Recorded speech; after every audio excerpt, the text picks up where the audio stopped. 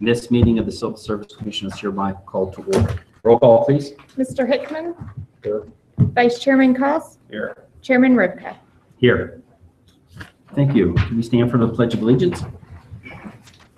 I pledge allegiance to the flag of the United States of America and to the republic for which it stands, one nation, under God, indivisible, with liberty and justice for all. Okay, could you please read agenda number 3 into the record? Welcome to our new Civil Service Commission member, Mr. Frank Hickman. Okay, the mayor has appointed and the council has confirmed the appointment of Frank Hickman to the Civil Service Commission effective March 26, 2018, filling the unexpired city term and expiring June 30th, 2021. So Frank, welcome to the commission. Thank you. Would you like to say a few words about yourself? Naturally. Tell us about you. No, I'm fine. I'm just ready. And you explained the pay is good, so what what's the Double as a result of that comment. No, it's an honor. Thank you. Thank you. Fantastic. Okay. Please read agenda item number 4 into the record. Approval of the motion summary for the meeting held March 7th, 2018 as recorded and transcribed. Okay. Having read the motion summary in advance, does any commission member have any further need to discuss it? Any further questions? If not, do I hear a motion to accept and approve the subject motion summary as recorded and transcribed? Also move. I'll second it. Pardon me real fast. Yes. I'm sorry. Mm-hmm. This is for the minutes held March 7th, Yes. but the minutes attached are from February 7th. Oh, they are? Yeah, because I missed the February meeting, but I was at the March one and I was confused. And so I just, Okay, well, let me come back to that. It might have just been as simple as the date. Yeah, I don't know if it's on the top. they're both or- the 7th. So sorry about that. I may have added the wrong ones. Let me double check on that. I think it just might be the date because I remember talking about the washer Yeah. I remember talking about percentages on that one. And I was here for that meeting. I'll correct that sheet Okay. on the date. Sorry about that. No, it's my mistake. It's my I was stupidity. reading it late last night and everything was a little fuzzy. So does that motion pass? Well, I'll call the roll. So, Mr. Roll call, Hickman? please. Aye. Vice Chairman Koss? Yes. Chairman Rivka? Yes. Okay, please read agenda item number 5 into the record. Update of the fire department's physical ability test, the test guide. Okay, I yield the floor to Chief Donahue. Thank you. Good afternoon. Approximately 3 years ago, the Fire Department Administration brought forth a recommendation to make some changes with our hiring process. As such, one of those recommendations was some changes in our physical, at that point, agility test. There was a lengthy discussion with the Civil Service Board as long as with our firefighters, because we had actually proposed making a change in that to allow the International Association of Firefighters and International Association of Fire Chiefs CPAT test, as well as ergometrics welcome or firefighter mile, as they called it. At that point, it was decided not to pursue those changes, continue to move forward with our existing testing process. But the reason why this was brought forth was that our test was not a validated test. In other words, there was not a correlation between the testing process and the job that we ended up doing. So with that, it was recommended that we move forward from the Civil Service Commission with validating our test. So in 2017, it was put, or 2016, it was put into our budget. We began that process working through ergometrics as well to have our existing test validated. That process began utilizing our firefighters with their input, a job analysis of the job our guys do, and in the beginning of 2017, we were provided with the report that you've been provided with. Right. From there, our firefighters and the administration have been working, reviewing this, and together we work together to provide you with the packet as you see and is presented to you. There are some changes that were certainly recommended with that. and some of those resulted in some of the changes that you see as part of our proposed testing packet that will be moving forward beginning later this month with their next testing process. But I'm very pleased with what we have together worked on. I think from our personnel standpoint, it's still a very applicable test. It's not too easy. I think that was one of the concerns that they ended up having, was that that this test would ultimately be watered down. But on the other hand, it is a very applicable test, and it's still a very challenging test. We have, Joe, whatever, maybe 3 different times tested it, different time periods tested this test with our personnel, and I think they're very pleased with it. At this point, unless there's any questions, we'll just go ahead and move forward with getting it implemented. A couple things with that. When we tested it late last month, we had one of our firefighters use a drone, and it really opened our eyes. One of the things that we thought we would end up doing is potentially creating some videos of our tests so that we can end up making those that are interested in taking our test see what is actually done. So we're going to attempt to do that. That's a little side note. But I think what we have done is done a very good job in putting this together. It is validated. It is per script. In other words, you cannot deviate from the script in reading it. We will be doing a training program for those that will be evaluating the test, so they know exactly what's done. One of the things that we found in our previous test that really created some liability issues was it was not truly consistent. And what I mean by truly consistent was that we were doing it in groups of individuals.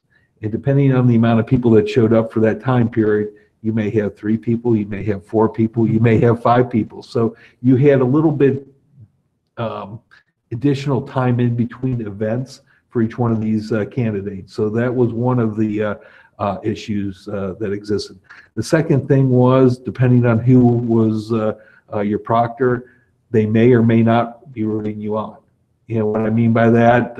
We have some guys that were just, telling guys, come on, push it, you can do it.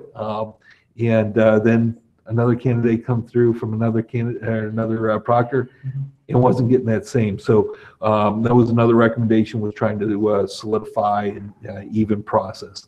Having said that, it becomes sort of a cold type of test in that you're just reading the test. You're not having that nice little push from the proctor to move forward. But we've also provided some feedback during that each event as far as the time frame, so they know, that candidate knows where they are with that. So I'd like to thank our firefighters. I'd like to thank the civil service as well as city administration. I think we put together an excellent guide. And we'll be moving forward with this if there's any, unless there's a further question. I got a couple little points over there. I read the test guide, and I thought it was very, very organized and structured and extremely objective. And by being scripted, there's nothing you can do to influence. So I find it hard to see any kind of disparate treatment amongst one candidate to the next, because it's all very, very, very regimented. I thought you did a really good job. And I was going to ask a question about how does it improve the last test grade, but since you had a third party come in and is pretty much certified, I think that's absolutely fantastic. When I was reading through it, the physical requirements kind of shot down any thought I'd have at a second career, because there's no way I could do some of that stuff, And let me see if I get this right. Do you take one candidate and go through all 11, one after another? Yeah, so actually what we end up doing, the candidate will come in, they'll receive an event proctor, an assistant proctor, or possibly 2, and they'll start the process. And once they start the process, they go from one event to the other, and in between they have the specified number of, I shouldn't say number of, but a period of time for break or recuperation. And for most events, it is a minute and a half, and then I believe it's 3.5 in one event. So everybody gets the same downtime. That's exactly right. And actually, they're leaving one event and walking to the next one, and that's part of that recovery. But I think that really coincides with our operations on the fire scene. And while we do have rehab. That's usually after an extended period of operations inside a building, working and so forth, that we come out. And that's well after most of these timeframes that you see in this. Fantastic, yeah. And our union partners were engaged on this? Yes. Going through and helping design, that's fantastic. That's good to hear. And I was going to ask our council a question, but there's liability statements on a waiver up front and then on the back if you refuse treatment. He was engaged on both of those. Yes, and actually that waiver has been in use for quite some time. And so what we did, so we had a complete packet, everything was put in, that was cut and pasted into our test guide here. Okay. One little note on page 12, if I may add, I think it's just a typo, but the second paragraph from the bottom, last sentence, candidate will be released from the ability facility. No, that should be, actually it's missing a word. And the word it's missing is ability test. So once once they complete their rehab, they're free to go from the ability test. So we'll get that correction made now. Oh, that's not a big deal. Great, super. And this is just information for ours. You don't need to. Yeah, and that's really no different than our written tests that we provide, through NTN. We just wanted to make it on record of you. This is what we've done because it was a lengthy process, a lengthy discussion over in 2015. And my commitment was that in 2016, provided City Council approved it in the budget, we would move forward with the validation of this test. So this is bringing it back and really closing the loop so that you're aware of the ability test that we'll be utilizing. Okay, so you're not looking for the commission to approve it, it's just part of it. Yeah, I don't believe the commission needs to do that. All right. Does anybody on the commission have any further questions? I just want, I'm sorry, I haven't looked through this, but Chief, is this every initial candidate coming in and making application would must perform it up to standards on this test? That is correct. This is part of our hiring test. So what the candidate would end up doing is taking initially a written test that's provided by a third party. Then they would go to essentially this physical ability test that's conducted at our fire station. They pass that, then they would move on to the next step as far as being hired. Now, is this going to be utilized then for folks who are already on staff on a periodic basis? Let me say, yet to be determined. That's one of the things that we have been in contract negotiations with our firefighters union. I think it certainly adds validity that this is applicable as well. But it would not be a mandatory test for our personnel if the contract gets ratified by the union as well as by City Council. So we're still currently in contract negotiations with this, but the thought process would be that if our existing personnel took this test, they would receive a wellness stipend for that. Because certainly it is it's an extensive test. And one of the things as far as wellness, where this is tied into, it can be a non-punitive by the Ohio Administrative Code. Thank you. No fair statement. So we're working together on that. So that's where we're at. Is the wellness type in form of monetary? It is. Okay. It is as part of monetary. So that would be one aspect of it. And again, I'm probably speaking a little bit out, but I think we've been working cooperatively. We have a basis of where we're at on this because we are in the middle of contract negotiations. It comes up. It expires this year, doesn't it?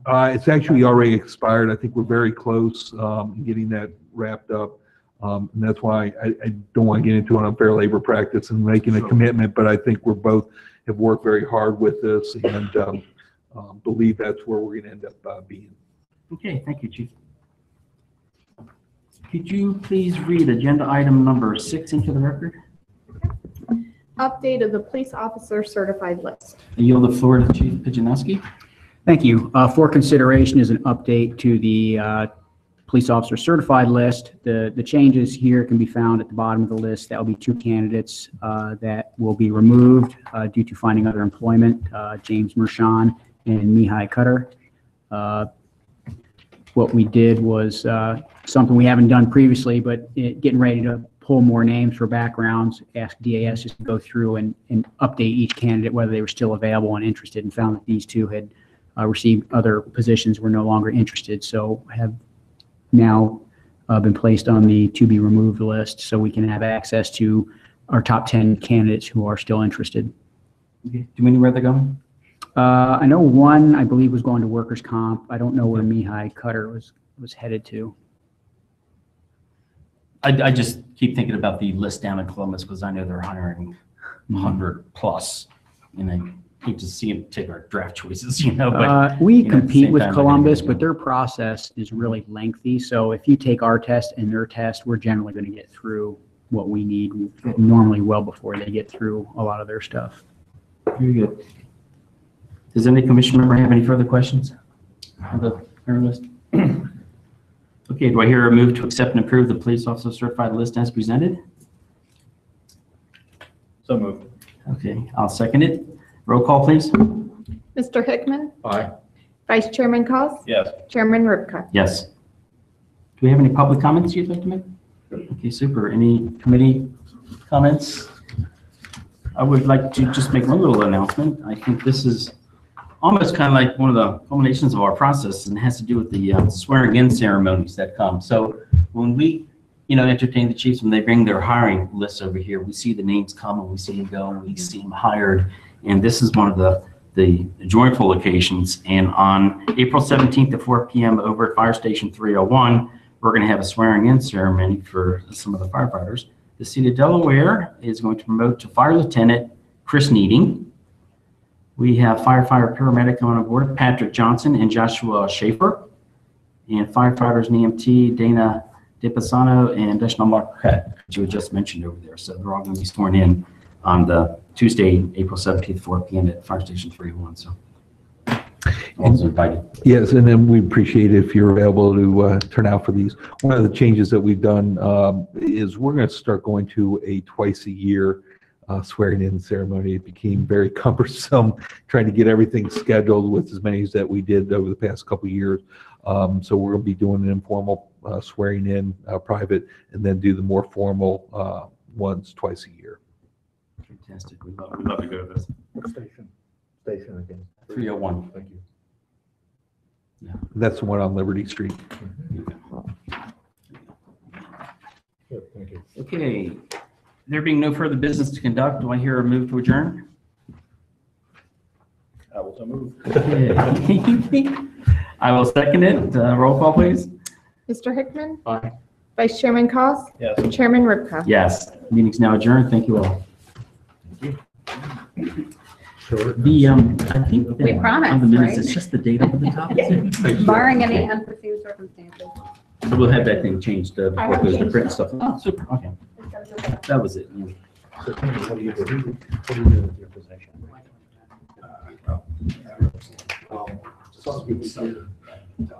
We have stuff.